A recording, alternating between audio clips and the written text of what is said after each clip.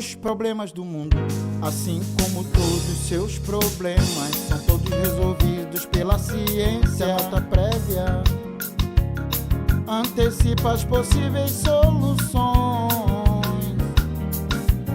com antecedência bastante pra viver em paz. Antecipa as possíveis soluções, com antecedência bastante pra viver em paz. Os problemas do mundo, assim como todos os seus problemas, são todos resolvidos pela ciência. É nota prévia, é nota prévia, é nota prévia. Qual o significado que você atribui à escravidão negra no Brasil durante 4 séculos? Você já pensou que as suas emoções, as suas memórias podem ajudar a ciência a reconstruir o nosso passado? Começa agora o programa Nota Prévia, apresentando projetos de pesquisa que trazem soluções científicas para os problemas do cotidiano. A nossa convidada de hoje é a professora doutora Hebe Maria da Costa Matos Gomes de Castro, professora titular da Faculdade de História da Universidade Federal Fluminense. Ela conversará conosco sobre o projeto de pesquisa Marcas da Escravidão, Memória do Cativeiro e Música Negra em Comunidades Rurais do Rio de Janeiro. Professora Hebe, muito obrigada pela sua presença no nosso programa. Eu que agradeço o convite. O Rio de Janeiro já foi conhecido por belezas naturais, mas também por uma grande população africana especializada, graças principalmente ao testemunho de viajantes do início do século XIX. Professora Hebe, na qualidade de estudiosa da escravidão negra no Brasil, eu gostaria que a senhora começasse informando para nós as principais realizações e competências desse grupo de pesquisa que a senhora coordena e que tanta força e que tanto material tem produzido sobre esse tema. Bom, contar um pouquinho a história da minha trajetória, né, no tema da escravidão até chegar ao grupo atual, né, que é um grupo do Laboratório de História Oral e Imagem da UF. Então, História Oral trabalha basicamente com depoimentos orais, com memórias, né, e em associação com o Núcleo de Pesquisa em História Cultural da UF. Né? Depois de mim, você vai entrevistar a minha colega, a professora Marta Abreu. Nós temos trabalhado juntas nesse projeto atual, Marcas da Escravidão. Né? No meu caso, o título é Marcas da Escravidão, Memória do Cativeiro e Música Negra no Rio de Janeiro. Mas a minha trajetória com a história da escravidão em si é mais antiga que o projeto e mesmo que a minha atuação no Laboratório de História Oral, porque a história da escravidão passa, né, não apenas pela memória, no sentido da lembrança dos descendentes de uma última geração de escravos do Rio de Janeiro, mas por uma série de registros de fontes de épocas, não só narrativas de viajantes, mas inventários onde o nome dos cativos, dos escravos eram arrolados, processos criminais onde essas pessoas apareciam como testemunhas, ou como réus, ou como vítimas, literatura de época, uma série de registros de nascimento, óbito, nas paróquias, onde é possível saber os africanos, os recém-chegados, os nomes de origem, de onde eles vinham. Bom, eu trabalho há muito tempo, então, com o tema da escravidão, com fontes do período, né, em geral do século XIX. E por 2 vezes eu concluí tanto meu mestrado quanto o doutorado, trabalhando, como eu estava pensando, o final da escravidão, as últimas décadas da escravidão, trabalhando com pessoas idosas, né, camponeses negros, que se identificavam, não, eu sou neto ou filho, né, em alguns casos. Meu pai foi escravo, meu avô foi escravo, e contava a história da sua infância. Esse depoimento funcionava no final do texto como um texto de conclusão, dialogando com a pesquisa que eu tinha feito nos arquivos. Né? A partir daí, já mais desde 94, eu tive a ideia, junto com alguns outros colegas, a professora Ana Lugão Rios, que é da UFRJ, o Robson Martins, que é doutorando da Unicamp, que começamos a trabalhar com projetos de coletar a memória desse campesinato negro, que tinha uma memória familiar, né, do processo de abolição, né, e das primeiras décadas após a abolição. Foi assim que começou o projeto Memórias do Cativeiro, no Laboratório de História Oral e Imagem, né, a equipe original era eu, a Ana, que era então doutoranda na Universidade de Minneapolis, e o Robson, na Unicamp.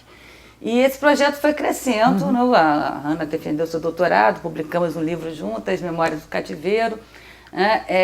Nós temos um acervo com mais de... Agora com o filme, o acervo original tinha mais de 50 horas de gravação, com, em geral, entrevistas genealógicas, contando um pouco a memória, o que os avós e os pais contavam, né, do tempo do cativeiro e a experiência dessas pessoas ao longo do século XX. E como é que era recuperar nessas pessoas, nesses negros que nasceram em famílias escravizadas, mas eram livres por conta da lei do ventre livre? Mas que memória, como é que era...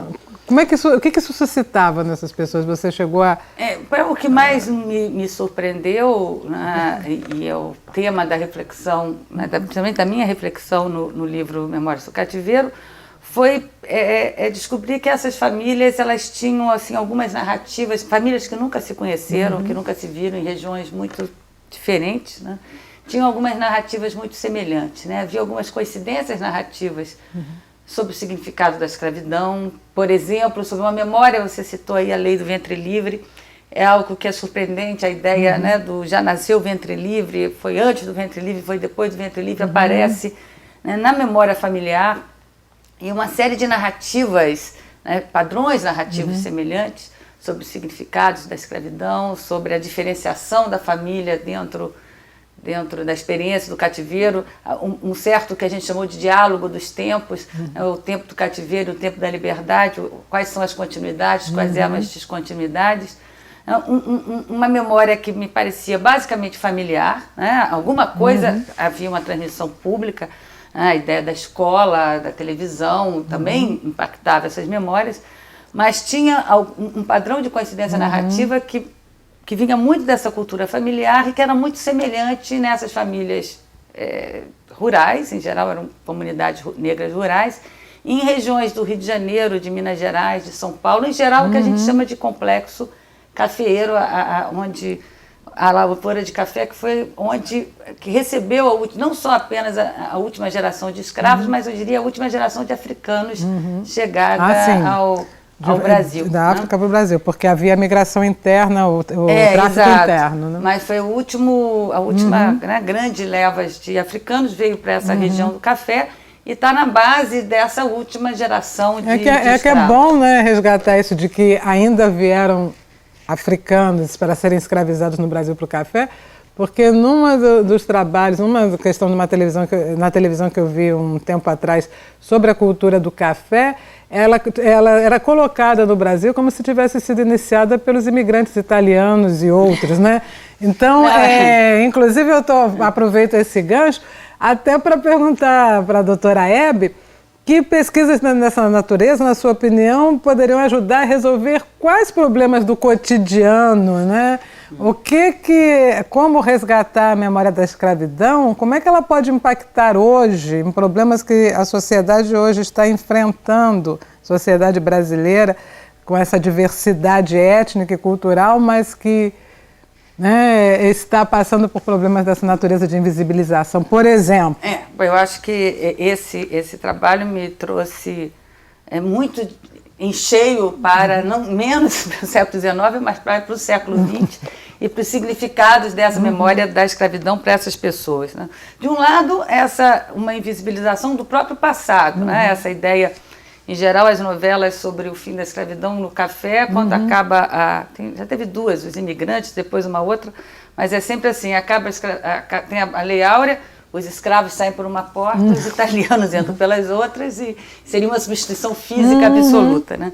Isso absolutamente não acontece na maioria das áreas cafeicultoras, né? A população negra permanece em grande parte até os anos 20, 30 e ela está se fazendo cada vez mais visível no momento atual, principalmente na reemergência das comunidades de quilombo. Né? A maioria das comunidades de quilombo, a Constituição Brasileira de 1988 reconheceu direitos territoriais aos remanescentes de quilombo, e o que de fato está acontecendo que são com as comunidades negras rurais remanescentes de comunidades dos últimos libertos, né? Elas estão assumindo essa identidade quilombola, né?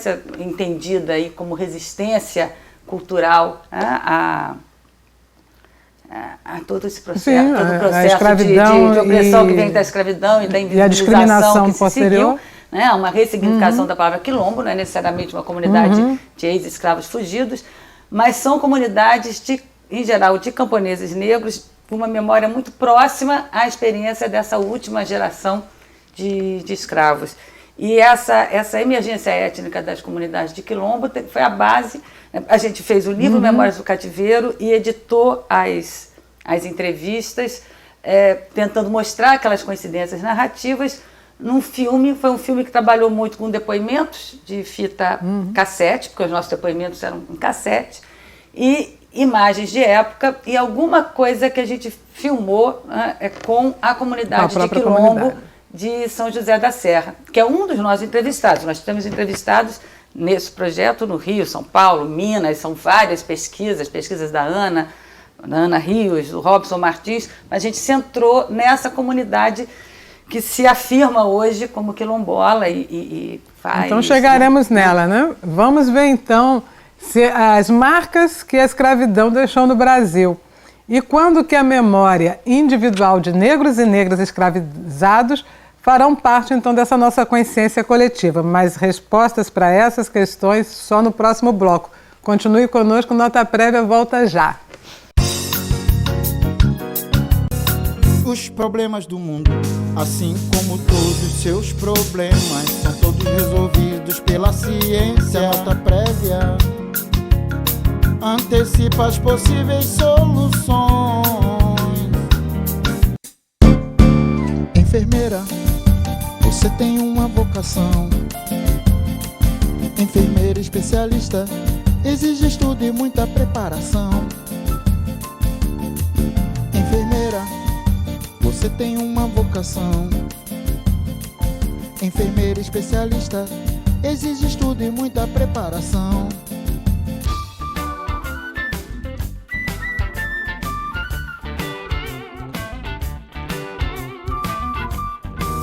Com antecedência bastante pra viver em paz.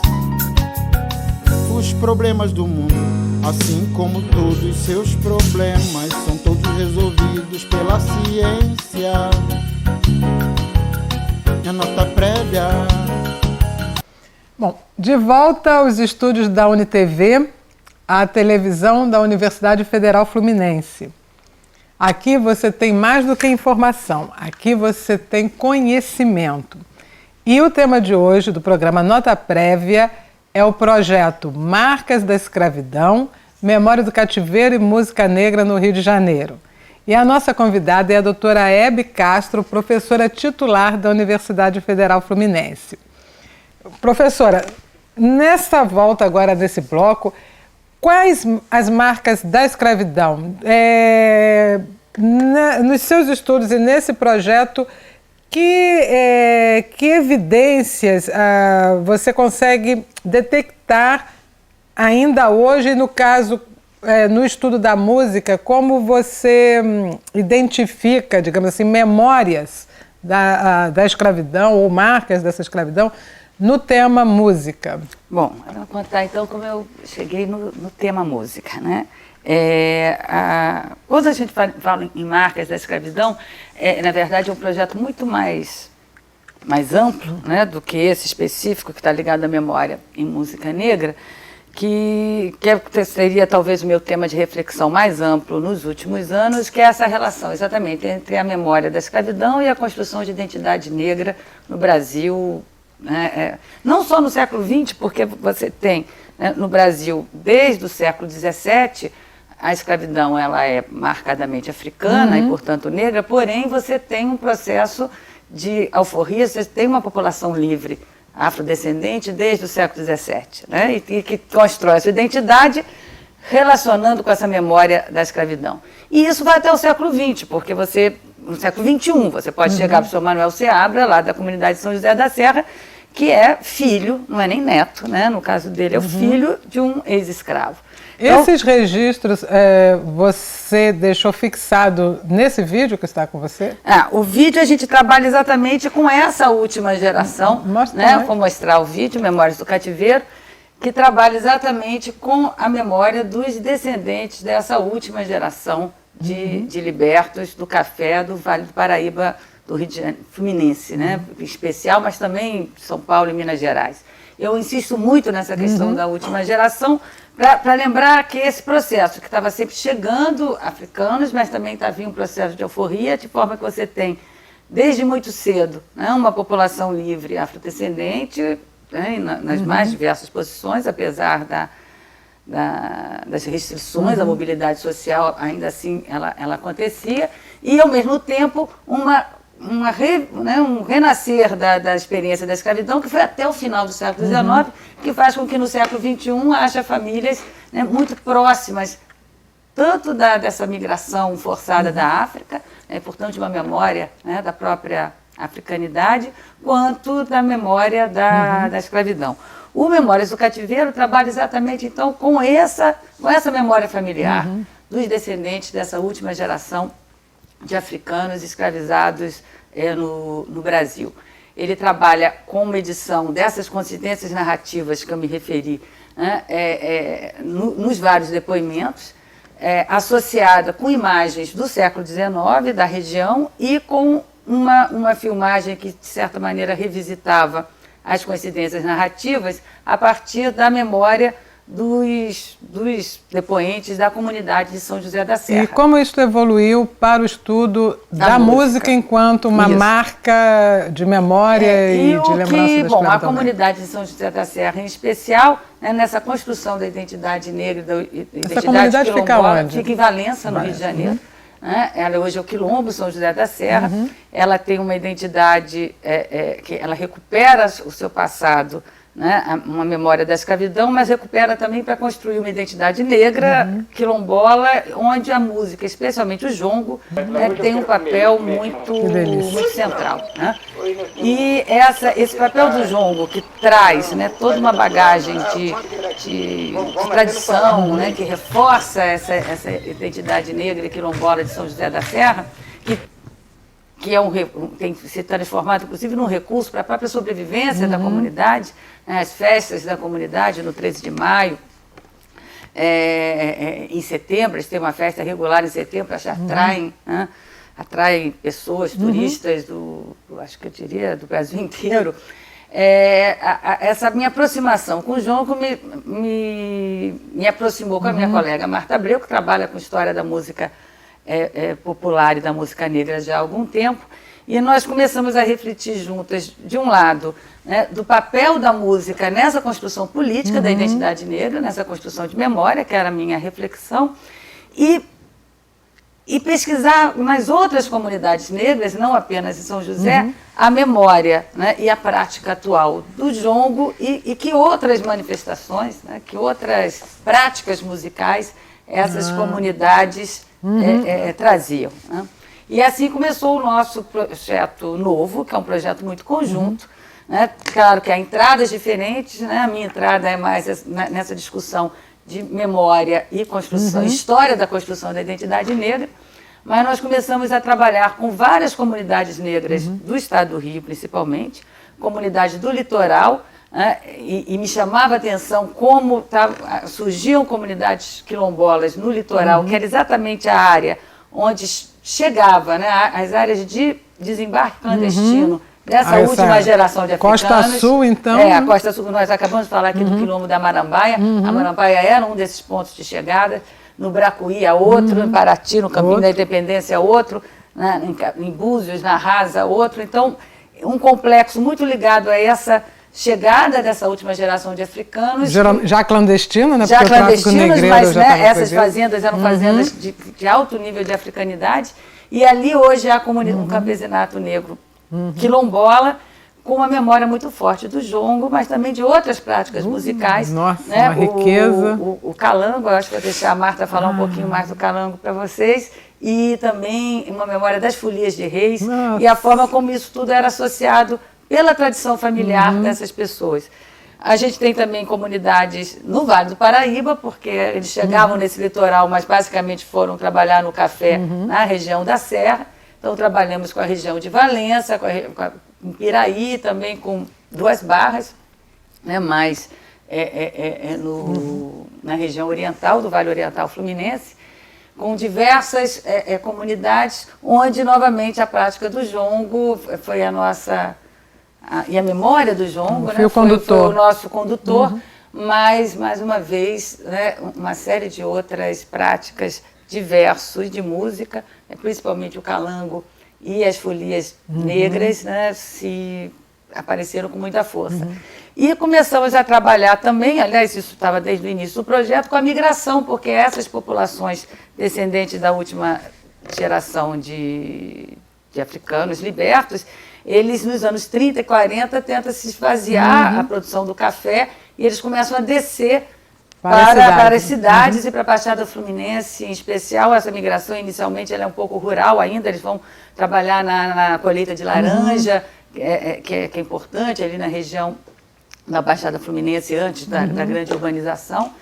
E de forma que nós trabalhamos com comunidades negras, principalmente da Baixada Fluminense, né, onde também a memória do jongo, a prática da folia de reis ainda está muito viva, e a forma como essas práticas musicais estão sendo recuperadas como núcleo de identidade, de construção política. A folia de reis, então, ela é ainda bem forte no fundo da Bahia, né? No entorno da Baía de Guanabara, ainda, apesar de toda a dificuldade de se manter, e às vezes até sumir um pouco a questão da religiosidade, da promessa, né, para os Santos Reis, mas ainda tem. É encantador. Nesse sentido, jongo, calango, folias de reis.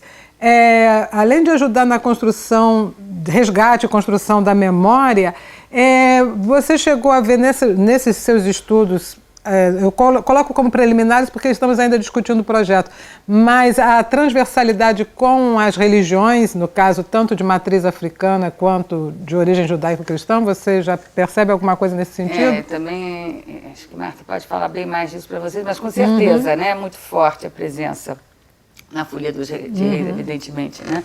Da Igreja Católica, a tradição católica, né? Ela sai, circuito começa natalino, a sair no né? Natal, vai até Reis e São Sebastião, mas elas também, muitas delas são muito próximas da Umbanda, em especial, né? E aí varia, né?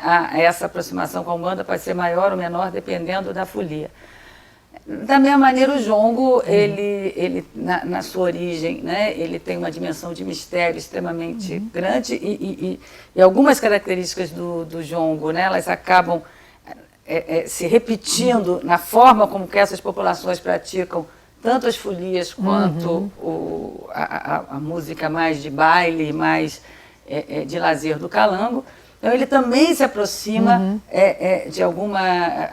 São José, por exemplo, pratica o jongo e tem um terreiro de Umbanda e uma igrejinha católica, tudo dentro da comunidade, né? Mas não são exatamente a mesma coisa. Sim, claro, são interfaces, né, que estão nesse mesmo complexo cultural que se transforma no tempo, mas que tem uma origem muito forte na religiosidade da África Central, né, das populações do Congo e Angola, que, de certa maneira, formam a base dessa migração.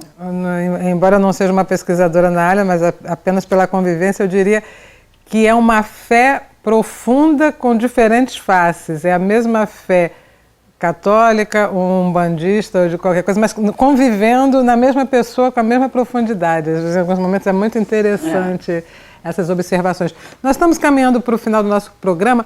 Eu gostaria de que você falasse um pouco como esse projeto, de alguma forma, você vislumbra nele a possibilidade de manter também, quer dizer, revelar e também manter a herança cultural negra. Bom, o projeto ele visa, de um lado, ele teve o apoio, né, está tendo o apoio do edital de patrimônio imaterial da Petrobras Cultural, né? Então ele tem como seu grande objetivo, eu não tinha falado nisso, e já está montado, montar um acervo, né, de memória das manifestações culturais negras e da história das comunidades que a praticam, né? Porque você sempre tem uma tradição já antiga, menor do que se gostaria, o que ficou preservado, mas de registrar a manifestação cultural, mas, por vezes, perdendo a história social de quem está fazendo aquela prática, por quê, em que contexto, né? Então, o nosso acervo, ele associa o registro da prática cultural, o jongo, da calango, da folia, e um pouco a história daqueles que praticam, origina, né? Como eles chegaram ali, quem são eles, a história familiar, a memória que eles têm de como é que era no passado, como é que é hoje.